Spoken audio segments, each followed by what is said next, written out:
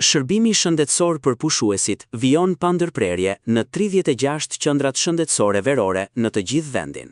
Për herë të parë këtë sezon turistik, po zbatohet kuadri unifikuar I tarifave për shërbime të caktuara shëndetësore vetëm për turistët e huaj jo rezident në Shqipëri.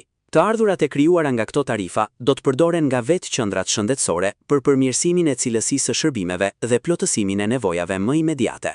Ministria Shëndetësisë Evi Sala theksoi se tarifat nuk prekin asnjë rast qytetarët shqiptar, të cilët vijojnë të marrin shërbim shëndetësor falas. Për pushuesit e huaj kemi futur tarifa të thjeshta, krijon mundësinë për pastaj qendra shëndetësore që të kenë të ardhurat dytë, se këto të ardhurat të përdoren në një mënyrë të tillë që të investohet pastaj në përmirësimin nga vetë qendra shëndetësore. Pra krijon një lloj autonomie financiare të qendrave shëndetësore për të reinvestuar ato që të ardhurat që krijojnë nëpërmjet këtij shërbimi.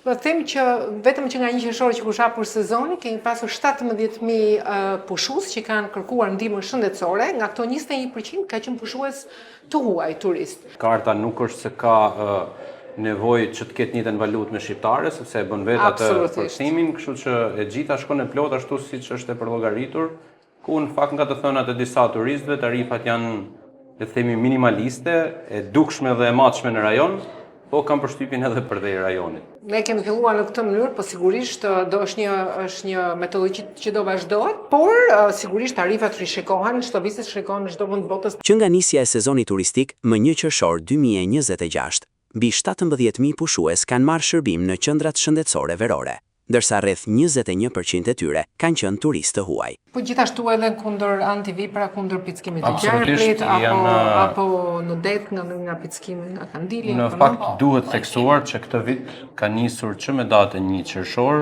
kompletimi me të gjitha medikamentet e duhura.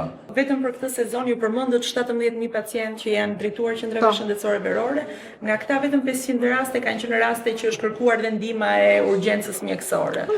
Një tjetër risi e këtij sezoni është pajisja e të 36 qendrave shëndetësore verore me sistemin e pagesave elektronike, duke u mundësuar turistëve të huaj të kryejnë pagesat në mënyrë të shpejtë, të sigurt dhe transparente, si pjesë e përmirësimit të aksesit dhe modernizimit të shërbimeve shëndetësore.